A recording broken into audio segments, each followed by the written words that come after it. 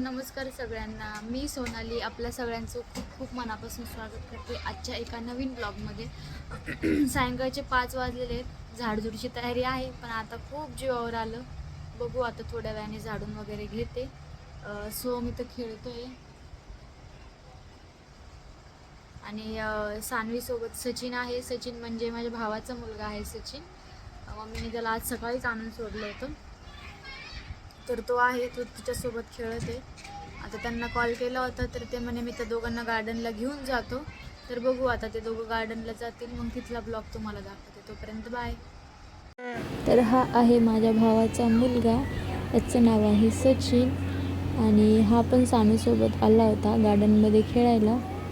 Garden खूप मोठं आहे हे. याच्यामध्ये ट्रेन, बोट याच्या दोन्हीच्या पण सुविधा आहेत.